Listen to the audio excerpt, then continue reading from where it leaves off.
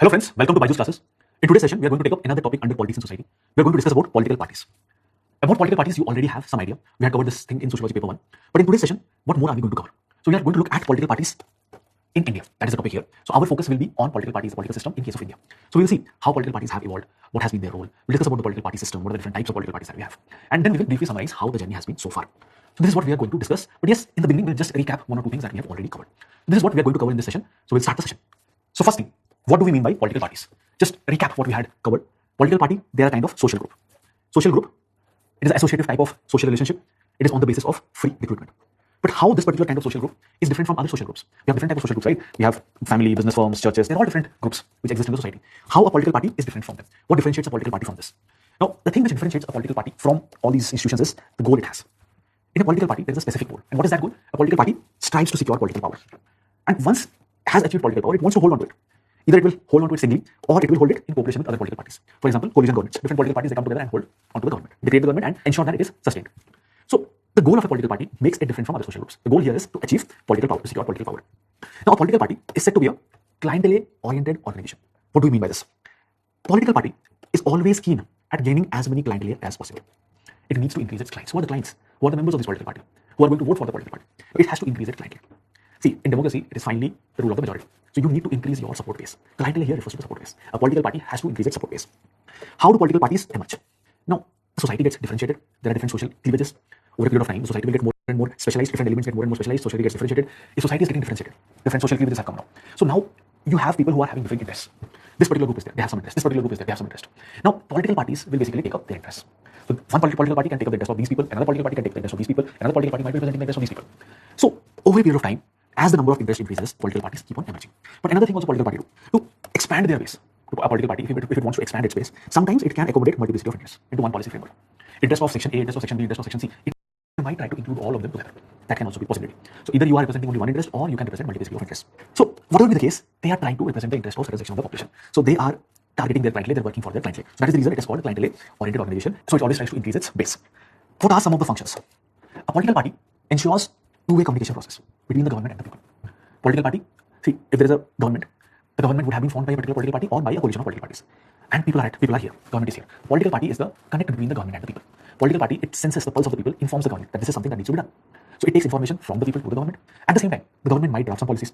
It might bring up some changes in the laws. Now it is the responsibility of the political party to inform whatever changes has been taken up to the people. So from the government to the people, it is communicating something. From the people to the government also, it is communicating something. So from government to people, people to government. Two-way communication is there. Now, political party is also a mechanism through which political recruitment takes place. Leaders of the government are leaders of political parties. Those people who have led the political parties in different regions or in a particular role, they are the ones who become the leaders of the government. Apart from that, a political party helps in political socialization. That means it expands opportunities for people to participate in politics. How can you participate in politics? There can be different ways. Political party is one of those mechanisms. Political activism can also be there. Sometimes you do not necessarily participate in political parties to be part of politics. You can protest, you can resist on your own individual capacity. But political parties also are one of those mechanisms. It also gives you a platform to participate in political process. So political socialization also takes place through this. Marian Monroe talks about 5 functions of political parties. 5 important functions. What are these functions? Now, according to Marian Monroe, political parties make working of a parliamentary government possible. In a parliament, the members of parliament who are there, representatives of the people, they're organized on the lines of party and they hold the government accountable. See, just think like this, if there was no party, then you will have different individuals in the parliament, they might cross-cut each other. The particular parliament might not function properly. Since you are organized on party lines, there will be some sort of coherence, some sort of order. And that way, parliamentary system of government will work better. Individual representatives might fight with one another, and it might become very chaotic. That thing is avoided by organizing representatives on party lines. Next thing, public policies are formulated, implemented on the basis of manifesto. A political party, when it contests an election, it comes up with a manifesto. BJP will have its own manifesto, Congress will have its own manifesto. These are the promises that they make. If you elect us, these are the things that we are going to bring about. These are the things, these are the changes we are going to initiate. So, election manifesto and public policies, they're linked together. Public policies are on the basis of election manifesto, and election manifesto is prepared by the political party. So, indirectly, what is happening is public policy is happening through the visions of the political party. Apart from that, political party raise the political consciousness of the people. They educate people, they inform people, they tell them about their rights, their responsibilities. So people are also becoming politically conscious in the process. And this is something which is very significant for India, because in India there is high level of illiteracy and there is a lot of disparity, inequality. Some section of the population might not be aware of all these things, the different rights that they are entitled to as per the constitution. So it is the political party which is telling them. Apart from that, large political parties which are spread throughout India, the national political parties, they provide stability. For example, if you have more and more regional parties, then the stability can get impacted. If you have more and more parties on the basis of parochial forces, narrow-minded outlook, on the basis of only regional interest or religious interest or caste interest, then stability might not be there. So large political parties, they also have this positive role to play. They ensure stability for the state.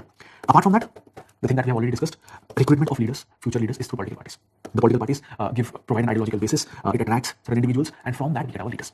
So political parties are formed on the basis of certain ideology. It attracts potential leaders and we get new leaders in the process. Political parties, they train the leaders, they nurture the leaders. So the future leaders for the state, they are obtained through these political parties. So these are the different functions of political parties as per Marian Monroe. Now, next thing, how political parties originate, how political parties evolve, how they emerge over a period of time. So emergence of political parties. In the West, how the political parties emerged. So in the West, there was industrial revolution. Prior to that, you had the feudal setups, primordial loyalties were there. Now, because of industrial revolution, all these primordial loyalties are replaced with secular and rational ones. There is gradually specialization in society, there is differentiation. There are different kinds of social cleavages now. Different kind of groups are forming in society. They have their own interest. Social cleavages are forming, and parties are forming on the basis of social cleavages. This particular political party will represent the interest of this section of the population. This particular political party is going to represent the interest of this section of the population. So what has happened here is the society is divided. Cleavages means the lines that divide the societies. So different kind of interests have emerged in the society. Different sections have emerged in society. Political parties are representing these interests. Apart from that, in the West, what happened was parallelly, education system had become very prominent. There was high level of literacy, and press was also quite developed. So here, political parties are emerging. Press has also emerged. Literacy levels are also good. Apart from that, society is divided along interest lines of interest. Social services are there. So all these things are together happening, and political parties are emerging. In case of India, what is the scenario? Now, in case of India, we had a monarchical feudal setup, and at that point of time, role of political parties was not there. So this is the time before the Britishers are coming into place. So no role of political parties because we are having monarchy, we are having a feudal system. Now Britishers are coming to India. They are now setting up legal rational type of authority.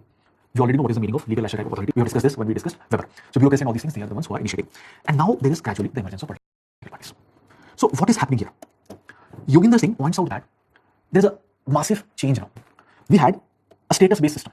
This feudal monarchical setup that we had. We were a caste-based society. So say status-based stratification, status-based society was there. And we are jumping to party, power-based stratification without intervening class transformation.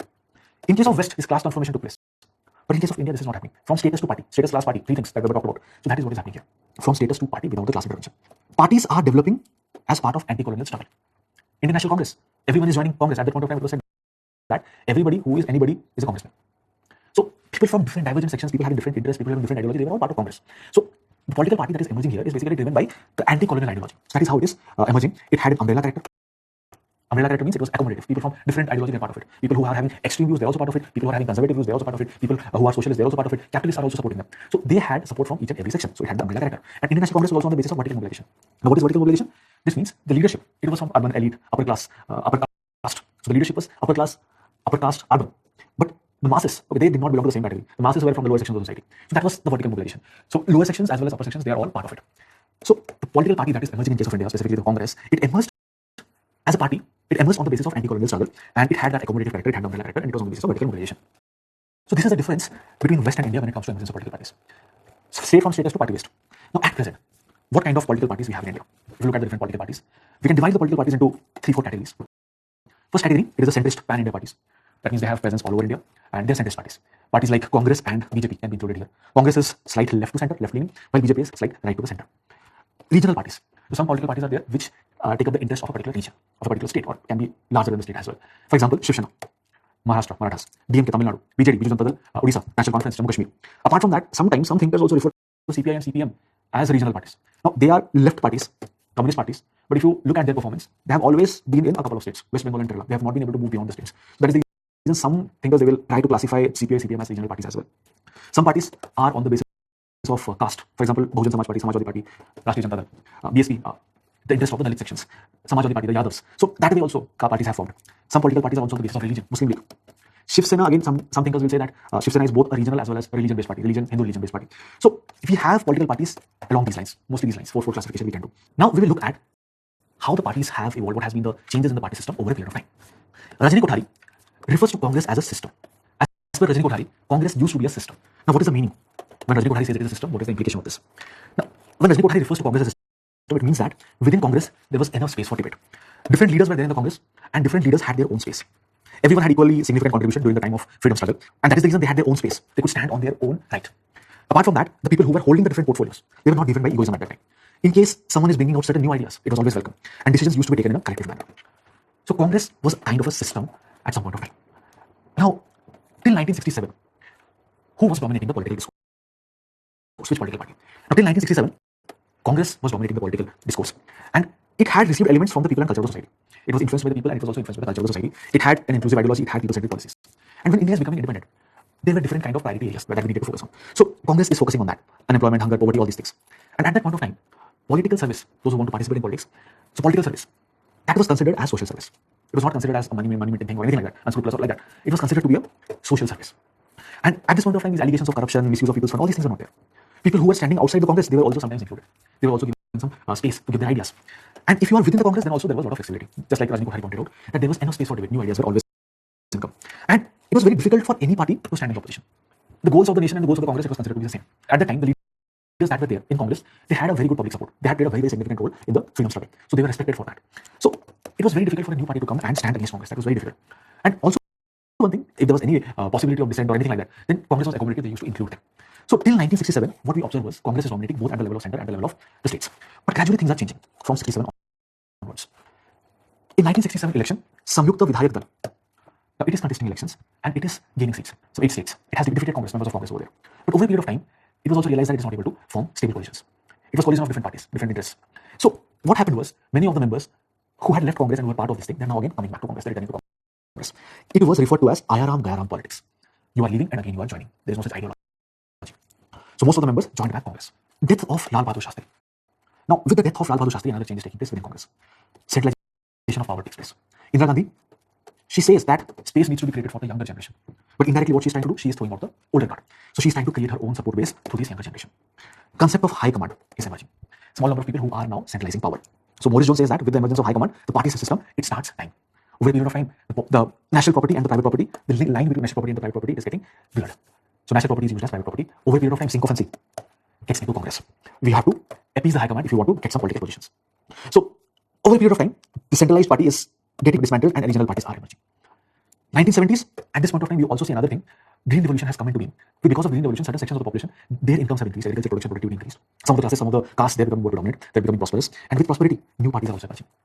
Because of green revolution, another thing is happening. People now want to control the prices, people now want to get more subsidies, agricultural related subsidies. All these things can happen if you are part of politics. So prosperity plus all these demands, it leads to creation of new parties. One such example is local. In 1975, there are some changes. Splinter groups from Congress, they are creating now different regional parties.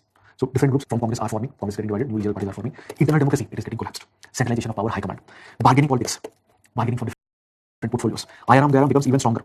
Before this, Rajni Kothari had mentioned that within Congress, you had a space for dissent.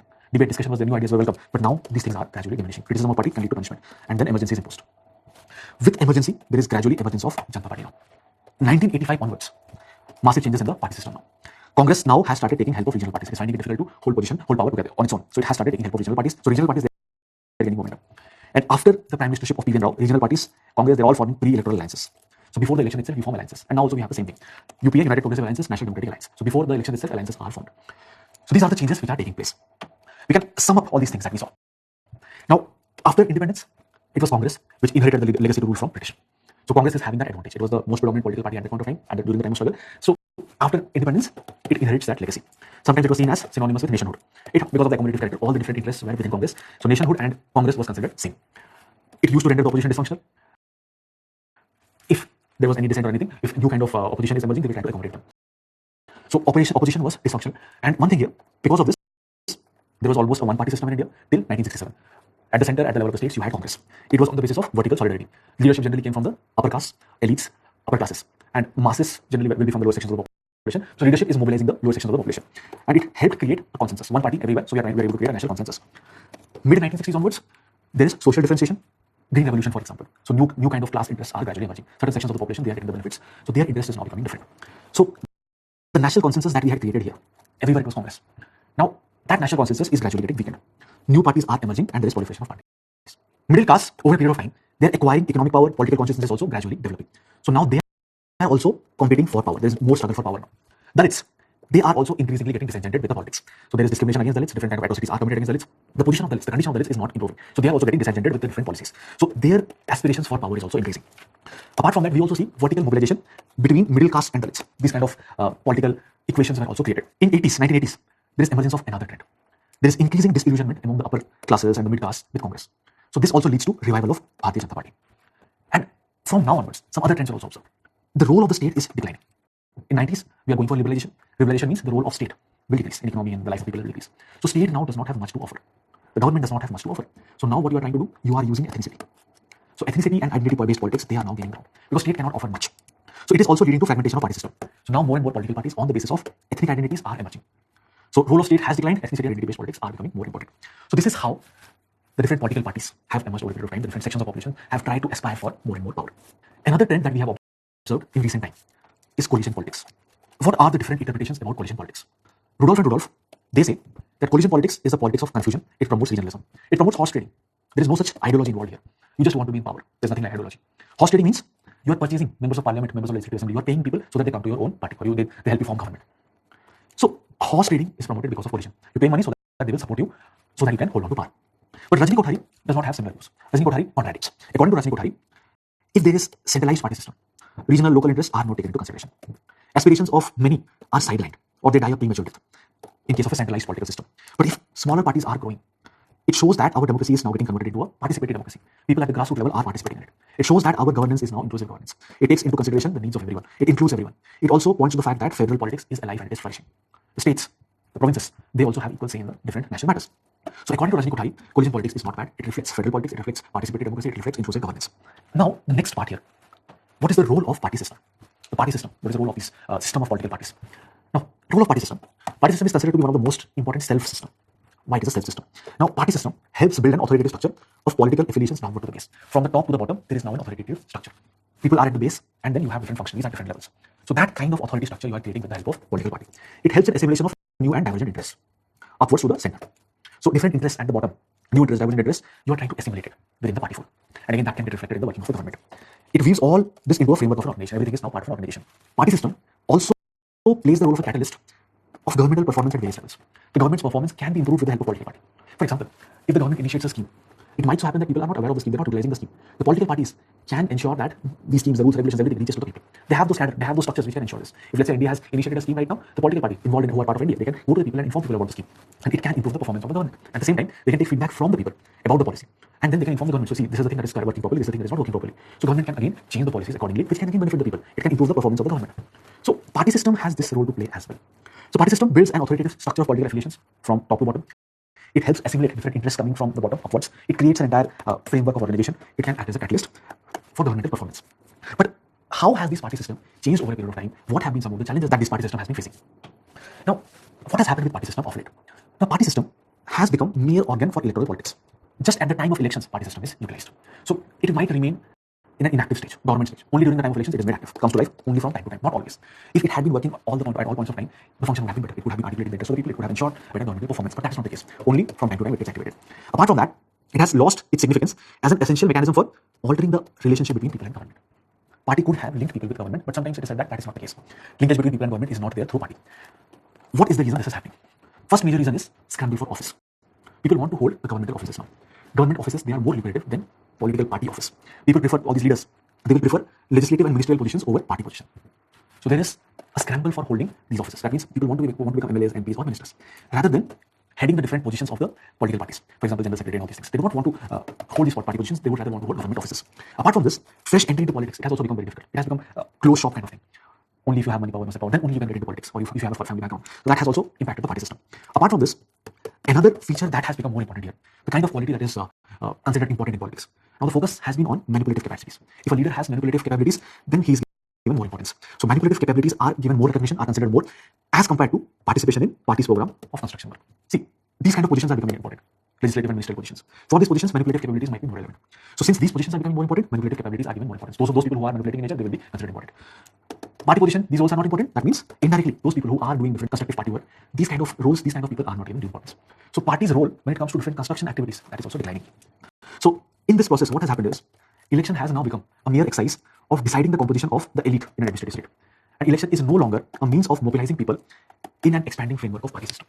So election basically is aimed at deciding who is going to be the next elite in that administrative setup. So you are now having elections for deciding the administrative power, who is going to hold on to administrative power. Elections are no longer the mechanism by which the party system could have been expanded further, more people could have been involved, more party workers could have come up, more leaders could have emerged from that, constructive activity could have been improved. So the nature of the purpose of elections have changed, aspirations within political parties has changed, the qualities that you are looking for, that has also changed.